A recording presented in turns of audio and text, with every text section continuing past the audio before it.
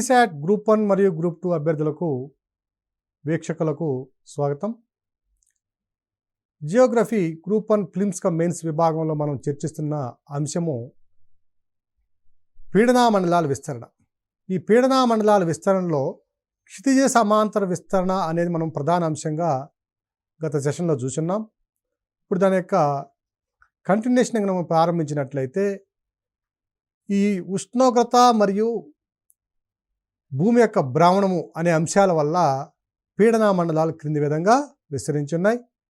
Screen మీద ఉన్నటువంటి ఫిగర్ను పరిశీలించినట్లయితే భూమధ్య రేఖా ప్రాంతంలో అల్పపీడన మండలం, దాని తరువాత ఉపాయన రేఖా ప్రాంతాలు 2 అధిక పీడన మండలాలు, దానికి మరలా అవతల ఉపద్రవ ప్రాంతాల్లో 2 అల్పపీడన మండలాలు, మరలా దానికి ఎగువన ధ్రువ ప్రాంతాల్లో 2 అధిక పీడన మండలాలు విస్తరించున్నాయి. సో ఇక్కడ మనము క్షితిజ సమాంతర పీడన విస్తరణ కనుక పరిశీలించినట్లయితే 2 ప్రధానమైన అంశాలు ఉన్నాయి. ఒకటి టెంపరేచరు, రెండవది rotation of the planet earth, అంటే ఉష్ణోగ్రత మరియు భ్రమణం అనేది. ఉష్ణోగ్రతను పరిశీలించినట్లయితే భూమధ్య రేఖా ప్రాంతంలో అధిక ఉష్ణోగ్రతల వద్ద వాయురాశులు వ్యాకోచించడం వల్ల వాయురాశుల పరిమాణం క్రింది స్థాయిలో తగ్గి ఫలితంగా పీడనం అనేది తగ్గుతుంది. ధ్రువాల వద్ద చూసినట్లయితే అల్ప ఉష్ణోగ్రతల వల్ల వాయురాశులు సంకోచించి వాటి యొక్క పరిమాణం దిగువ స్థాయిలో భూమి యొక్క సగటు ఎత్తుకి దగ్గరలో అధికంగా కేంద్రీకరించబడడం వల్ల వాయురాశుల పరిమాణం పెరిగి పీడనం అనేది కూడా పెరుగుతుంది. So thermally induced pressure belts can be scene at 2 locations. Thermally induced pressure belts can be seen at 2 locations because of high temperatures, low pressure at the equatorial region, and because of low temperatures, high pressures at the polar regions, both at the North Pole and South Pole. The other factor which influences the pressure distribution is nothing but the rotation of the planet Earth. మరొక అంశాన్ని గమనించినట్లయితే rotation of the earth, భూమి యొక్క భ్రమణం అనేది క్షితిజ సమాంతర పీడన విస్తరణ ప్రభావితం చేస్తుంది. ఇక్కడ కొరియాలిస్ ఫోర్స్ అనేది ఏమిటంటే ఇటువైపు పనిచేసేటటువంటి కేంద్రం నుంచి వెలుపలు పనిచేసేటటువంటి అపకేంద్ర బలం ఏదైతే ఉందో, సెంట్రిఫ్యూగల్ ఫోర్స్ ఏదైతే ఉందో, అది భ్రమణం వల్ల 2గా విభజించబడుతుంది. సింపుల్గా మీకు అర్థం చేసుకోవడం కోసం చెప్తున్న అంశం ఇది. కొరియాలిస్ ఫోర్స్ అనేది కొంచెం కఠినమైన అంశమే, కానీ దాని మీద మనకు అంత కాన్సన్ట్రేషన్ అవసరం లేదు. కొరియాలిస్ బలం అనేది గుర్తుపెట్టుకోండి సరిపోతుంది. సో టువర్డ్స్ నార్త్ పోల్ ఒకవైపుకి, టువర్డ్స్ సౌత్ పోల్ ఒకవైపుకి వెళ్తుంది.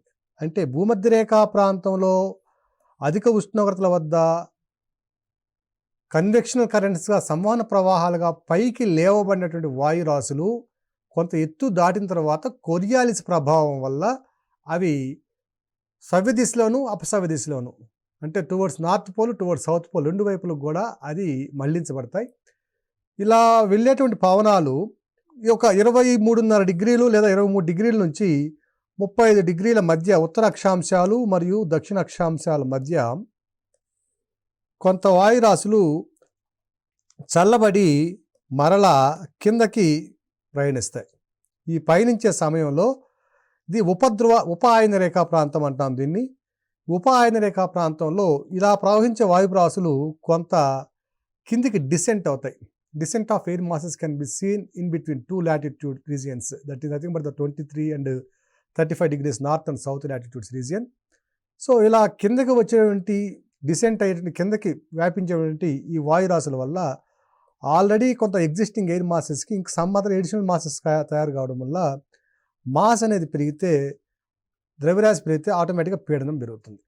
ఈ విధంగా కొరియాలిస్ బల ప్రభావం వల్ల ఉప ఆయన రేఖా ప్రాంతాల్లో 2 అర్ధగోళాల్లో కూడా, బోత్ ద హెమిస్ఫియర్స్ రెండిట్లో కూడా ఏమవుతుందంటే అధిక పీడన మండలాలు ఏర్పడతాయి. వీటిని ఏమంటున్నామంటే subtropical high pressure belts అంటున్నాం. దీని తరువాత ఇక్కడ మరొక పీడన మండలం ఉంది, subpolar low pressure belts అంటున్నాం దీన్ని. ఈ subpolar low pressure belts కనుక చూసినట్లయితే ఇవి ఏ విధంగా ఏర్పడినాయి అనే అంశము ఇప్పటికీ కూడా పరిశోధనలోనే ఉన్నది. కానీ ఒక థియరీ ప్రకారము గమనించినట్లయితే ఈ విధంగా కింది విధంగా దాన్ని విశ్లేషణ చేశారు. ఏ విధంగా చేశారంటే కోరియాలిస్ ఫోర్స్ అనేది దానికి ఫార్ములా ఏమిటంటే 2v ఒమేగా సైన్ ఫై అన్నారు. ఇక్కడ v అనేది వాయురాశుల యొక్క వేగాన్ని, ఒమేగా అనేది భ్రమణ వేగాన్ని, సైన్ ఫైలో ఫై అనేది లాటిట్యూడ్ని అక్షాంశాన్ని తెలియజేస్తుంది. So omega denotes angular velocity, v denotes wind velocity and phi denotes the latitude of the particular region, అక్షాంశాన్ని తెలియజేస్తుంది. ఇక్కడ మనం తెలుసా అండి, sine 0 degrees is equal to 0, sine 90 degrees is equal to 1. So sine value minimum value 0, maximum value 1. So sine 0 అన్నప్పుడు ఇక్కడ మనకి భూమధ్య రేఖ వద్ద కోరియాలిస్ ఫోర్స్ అనేది 0 ఉంటుంది. కానీ కొంత ఎత్తుకు వెళ్ళే కొలది వాయురాశులు ఇక్కడ ఏవైతే పైకి వ్యాకోచిస్తున్నాయో సంవహన ప్రవాహాల రూపంలో అవి ఒక 14-15 కిలోమీటర్లకి లేదా 12 కిలోమీటర్లకి ఎగువకు వెళ్ళేసరికి అప్పుడు కోరియాలిస్ బల ప్రభావం పనిచేస్తుంది. అది కూడా ఒక 2 డిగ్రీలు 3 డిగ్రీల అక్షాంశాల నుంచి పనిచేస్తుంది.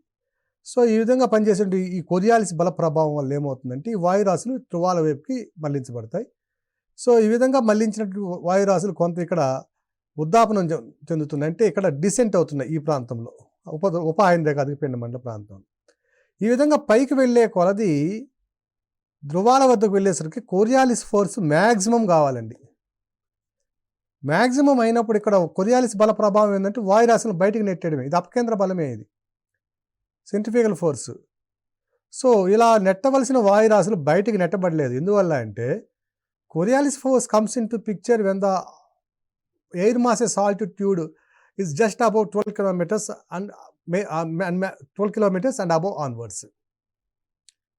ఓకే, కానీ ఇక్కడ వాయురాశులన్నీ కూడా అల్ప ఉష్ణోగ్రతల వద్ద ఉండడం వల్ల ధ్రువ ప్రాంతాలలో ఈ వాయురాశులన్నీ కూడా కింది వైపుకు ఆకర్షించబడి ధ్రువాల వైపుకు ఆకర్షించబడి చాలా లెథర్జిక్గా ఉన్నాయి. They are so lethargic air masses, they are not in a position to move because of less temperature, no energy with them, that's why they are unable to move, they are so much lethargic. So ఈ విధంగా ఉన్నటువంటి వాయురాశులు చాలా సోమరిపోతగా ఉండడం వల్ల ఏమవుతుందంటే అవి పైకి లేవబడలేదు. కానీ కొరియాలిస్ బల ప్రభావం మాత్రం ఎక్కువ చూపించాలి ఇక్కడ. ఎందువల్లంటే దీని యొక్క ప్రభావం సైన్ 90 ఒకటి ఉంది కాబట్టి 2v ఒమేగా అనేది కొరియాలిస్ బలం మ్యాక్సిమం ఫోర్స్ అవుతుంది. కానీ అలా చూపించకపోవడానికి కారణం ఏంటంటే low temperatures. So instead of showing its impact over the polar regions, it has been felt over the sub polar regions. That is one of the hypothesis given by the scientist.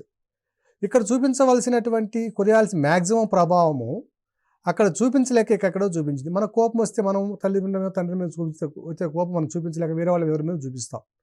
ఆ విధంగా instead of showing its impact over the polar regions, it has been felt, it has been shown its impact over the sub polar regions. That is why the air masses have been thrown away from these regions towards the polar regions. So ఈ విధంగా ధ్రువ ప్రాంతాల్లో చూపించబడవలసిన కోరియాలిస్ బల ప్రభావం ఉపధ్రువ ప్రాంతాల్లో చూపి అక్కడ ఉన్నటువంటి వాయురాశుల్ని towards polar reason మార్చడం వల్ల ఇక్కడ sub polar low pressure belt ఏర్పడిందని అభిప్రాయపడుతున్నారు. సో ఇక్కడ మనం చూసినట్లయితే ప్రెజర్ బెల్ట్స్ డిస్ట్రిబ్యూషన్ చూసినట్లయితే క్షితిజ సమాంతర విస్తరణ కనుక పరిశీలించినట్లయితే ప్యారలల్ డిస్ట్రిబ్యూషన్ చూసినట్లయితే 7 పీడన మండలాలు గుర్తించబడ్డాయి. మధ్యలో ఉన్నటువంటి భూమధ్య రేఖ అల్పపీడన మండలము, ధ్రువాల వద్ద ఉన్నటువంటి అధిక పీడన మండలాలు, ధ్రువ అధిక పీడన మండలాలు, polar high pressure belts. These 3 belts are created because of the thermal impacts. They are thermally induced pressure belts. ఇక subtropical high pressure belt, subpolar low pressure belt, ఇవి రెండు 4 కనుక చూసినట్లయితే they are mechanically induced pressure belts. So మనకు తెలుసండి, ఒక అల్పపీడన మండలము, దాని తర్వాత అధిక పీడన మండలము. ఇక్కడ చూసినట్లయితే భూమధ్య రేఖ వద్ద అల్పపీడనం లో, ఇది దీని తర్వాత మరలా హై, దీని తర్వాత మరలా లో, మరలా దీని తర్వాత హై. అదేవిధంగా ఈ అల్పపీడన మండలానికి దిగువన అధిక పీడన మండలం హై ప్రెజర్ బెల్ట్, దీని తర్వాత వల్ల అల్పపీడనం ప్రెజర్ బెల్ట్, దీని తర్వాత వల్ల అధిక పీడనం. So Pressure is not evenly distributed when we observe the distribution horizontally. A low pressure belt surrounded by two high pressure belts. Again, two low pressure belts have been created and again two high pressure belts have been created. ఈ విధంగా ఒక అల్పపీడనం అధిక పీడనం అల్పపీడనం అధిక పీడనం ఈ విధంగా క్రియేట్ చేయబడింది. మనకి విండ్ అంటే తెలుసండి, పవనం అంటే అధిక పీడనం నుంచి అల్పపీడనం వైపు ప్రయాణించేటువంటి వాయురాశి. చాలా సిల్లీ క్వశ్చన్ 2021లో కనుక సివిల్స్ ఫిలిమ్స్లో ఇచ్చాడు. The immediate cause for the wind movement is nothing but అన్నాడు. చాలా థర్డ్ క్లాస్కో ఫోర్త్ క్లాస్కో ఫిఫ్త్ క్లాస్కో ఇవ్వాల్సిన క్వశ్చన్ని సివిల్స్లో కూడా ఇవ్వడం జరిగింది. అంటే ఇమ్మీడియట్ కాజ్ అంటే వీళ్ళకి ఐడియా ఉందా లేదా అని బేసిక్స్ గమనించాడు అక్కడ. సో దీని మీద ఇచ్చినటువంటి ప్రశ్న ఇది. సో ఇమ్మీడియట్ కాజ్ ఏమిటంటే ప్రెజర్ డిఫరెన్స్. సో ఇక్కడ లో ప్రెజర్ ఉంది, హై ప్రెజర్ ఉంది. సో మనకు తెలుసండి, హై ప్రెజర్ నుంచి ఎయిర్ మాసెస్ కన్నా లో ప్రెజర్ వైపుకి వస్తాయి. ఇది హై ప్రెజరు. మరలా ఈ హై ప్రెజర్ నుంచి ఎయిర్ మాసెస్ ఇలా లో ప్రెజర్కి వెళ్తాయి. అలాగే ఈ హై ప్రెజర్ నుంచి ఎయిర్ మాసెస్ ఈ విధంగా వస్తాయి. సో వీటి యొక్క డైరెక్షన్ని ఎవరు నిర్ణయిస్తారంటే ఫెరల్ లా ఉంటుంది. ఈ ఫెరల్ లా ఏం చెప్తుందంటే the displacement of air masses will be influenced by Coriolis force in both the hemispheres, nothing but the northern and southern hemispheres, and they will be deflected towards right in northern hemisphere and they will be deflected towards left in the southern hemisphere. As per the Farrell's law, the air masses in northern hemisphere will be deflected towards right. So ఈ విధంగా feral లా ప్రకారము వాయురాశులు ఉత్తరార్ధగోళంలో కుడివైపుకి, దక్షిణార్ధగోళంలో ఎడమ వైపుకి మళ్లించబడతాయి. అవి వాటి యొక్క ప్రయాణించే స్థానాన్ని బేస్ చేసుకొని ఈ విధంగా చూసినప్పుడు పవన వ్యవస్థ కూడా అభివృద్ధి చెందింది. సో ఈ అధిక పీడన మండలం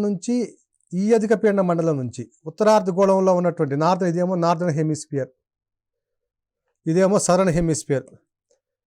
ఈ ఉత్తరార్ధగోళంలో ఉన్న subtropical high pressure belt నుంచి దక్షిణార్ధగోళంలో ఉన్న subtropical high pressure belts ఉపాయన రేఖ అధిక పీడన మండలం నుంచి towards equatorial low pressure belts wind systems are developed.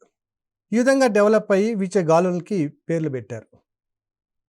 అలాగే ఈ సబ్ ట్రోపికల్ ఫిగర్లో చూడండి, ఈ sub tropical high pressure belt నుంచి ఈ subpolar low pressure belt ఏదైతే ఉందో ఇక్కడికి వీచే పవనాలను ఏమన్నామంటే వీటికి ఒక పేరు పెట్టారు.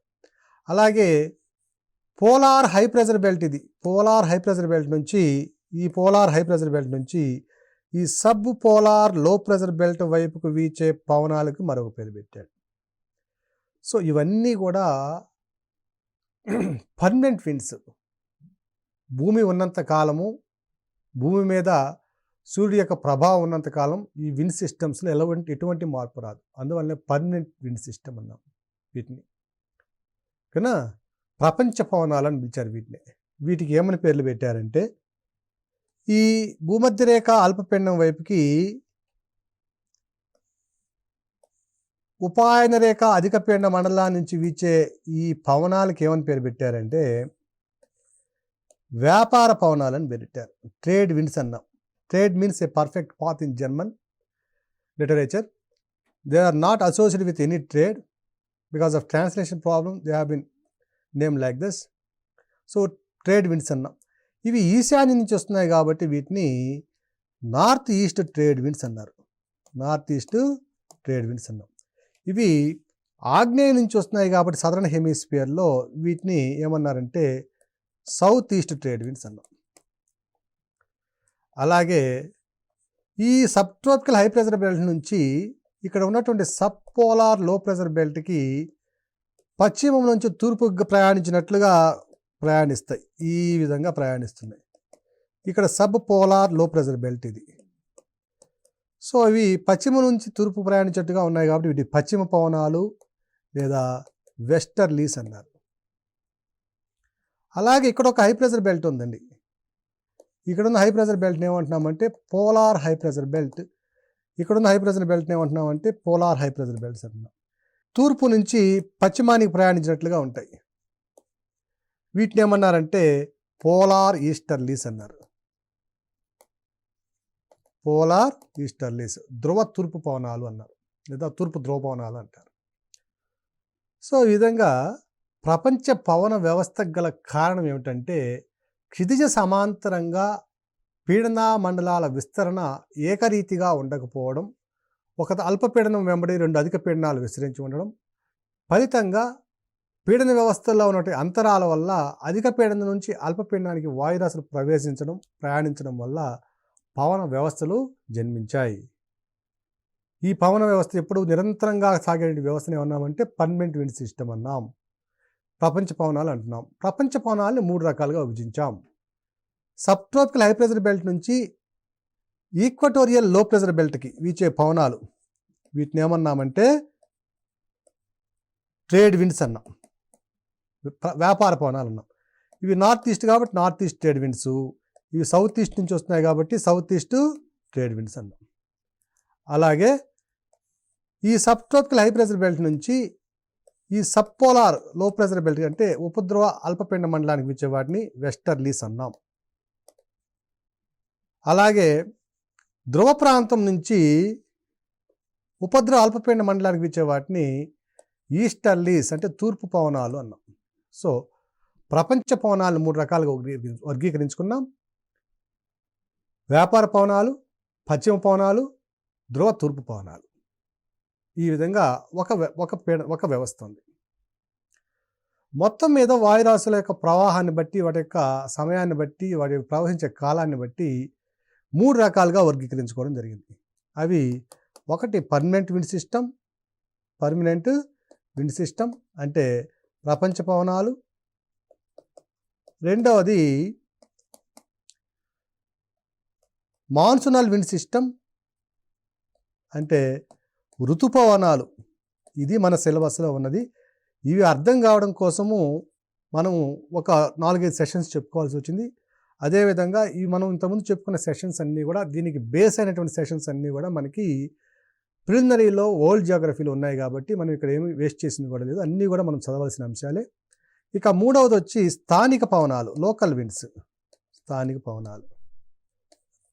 సో మనకి సిలబస్లో ఉన్నటువంటి ఋతుపవనాలు అనేది చాలా ఇంపార్టెంట్ టాపిక్ ఇక్కడ మెయిన్స్ పాయింట్ ఆఫ్ వ్యూలో.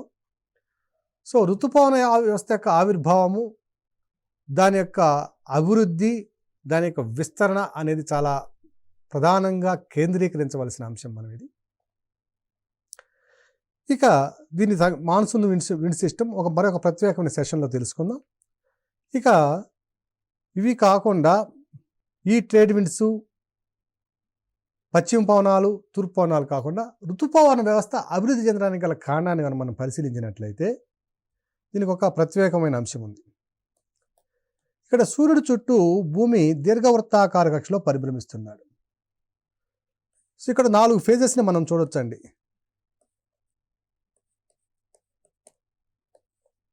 భూమి యొక్క 4 ఫేజెస్ని గమనించినట్లయితే దాని యొక్క పరిభ్రమణ కాలంలో, during the revolution period of the planet around the sun, we can observe 4 peculiar seasons, 4 peculiar conditions, situations.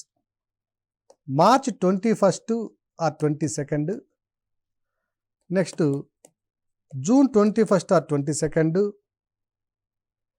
Third one September 22 or 23, and December 21 or 22.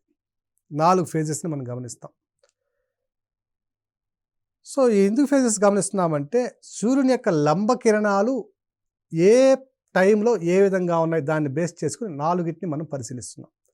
ఇక్కడ మార్చి 21, 22 కనుక మనం గమనించినట్లయితే,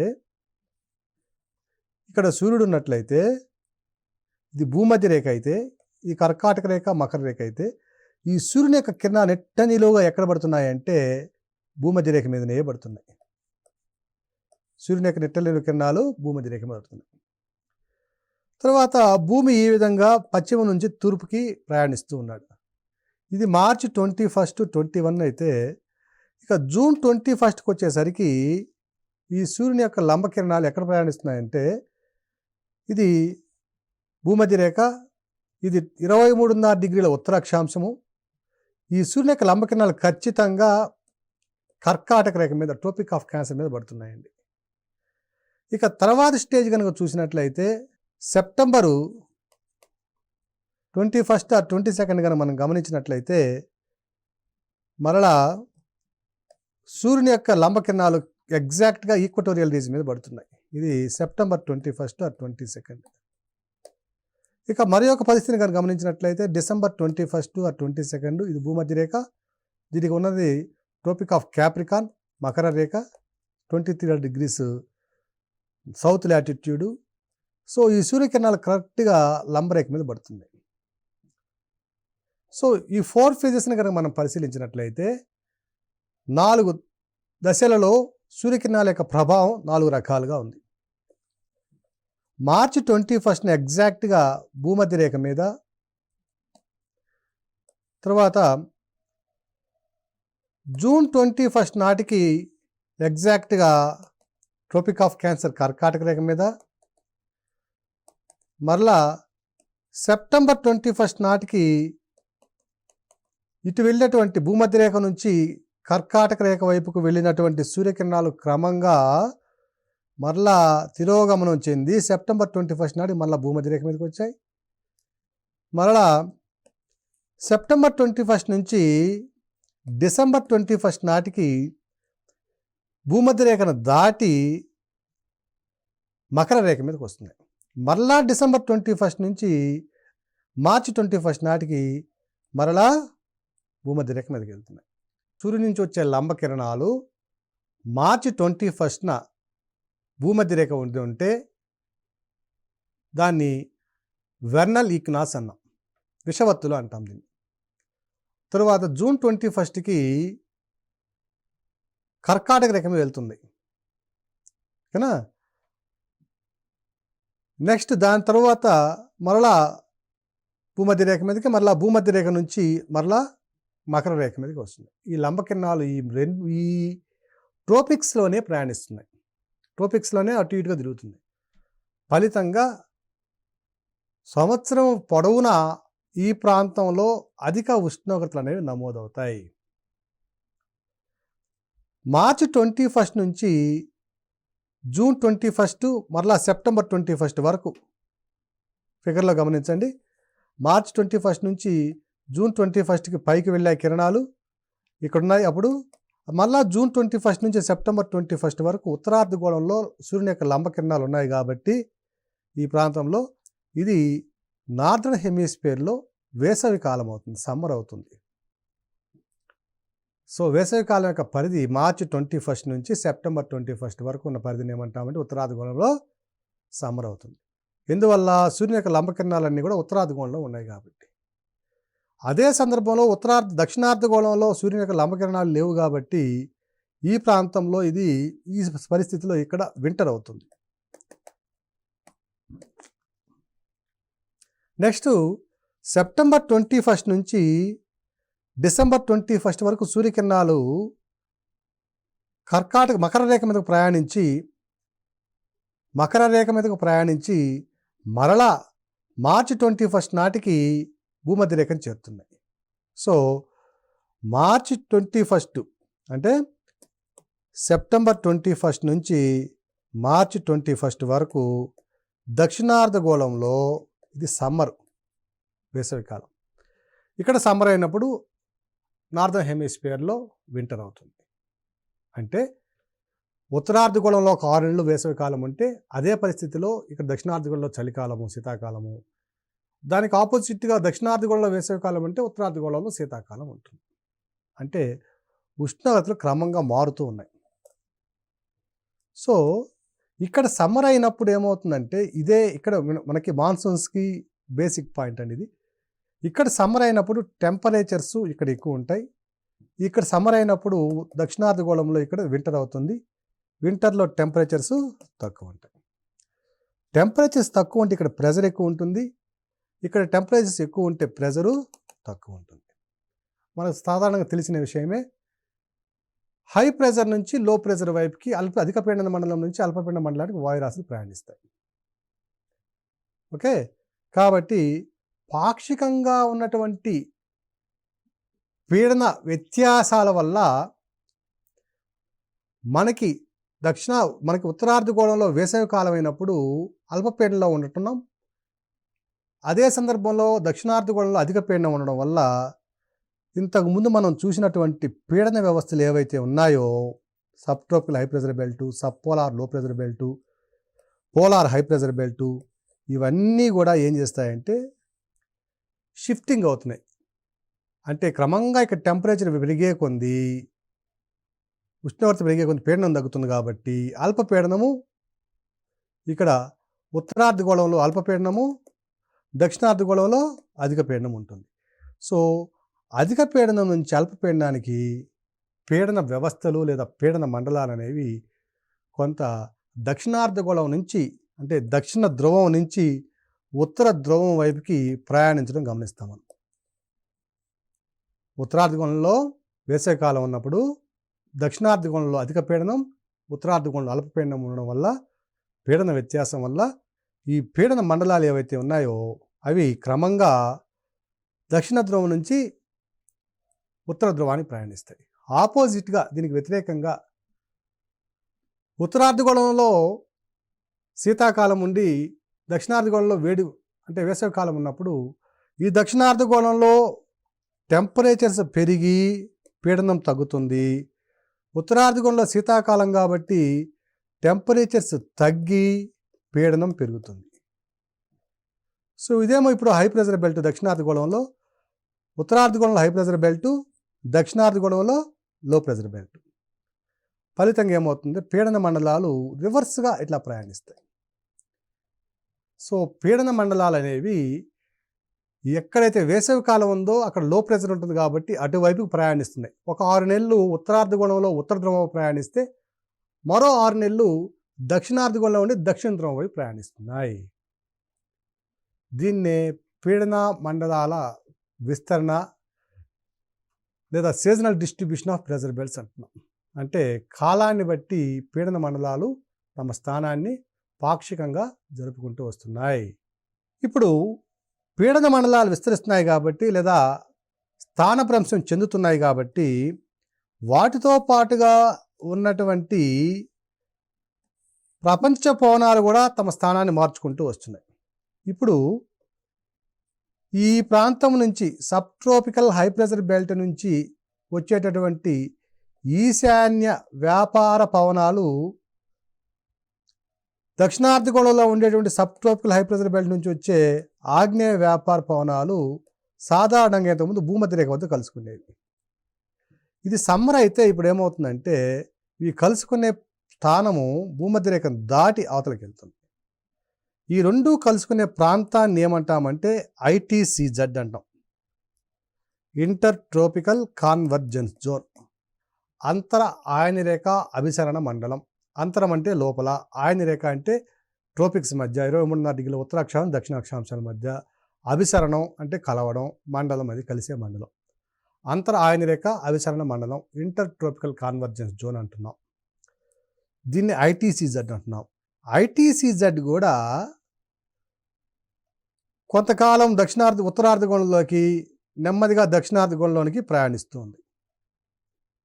సో ఈ విధంగా ITCZ మూవ్ కావడం వల్ల ఇటువైపు నుంచి వెళ్ళే ఆగ్నేయ పవనాలు సమ్మర్లో ఉత్తరార్ధగోళంలో వేసవికాలం ఉన్నప్పుడు ఇక్కడ థర్మల్ ఈక్వేటర్ అని ఉంటుంది, అంటే భూమధ్యరేఖ కొంచెం పైన ఉంటుంది.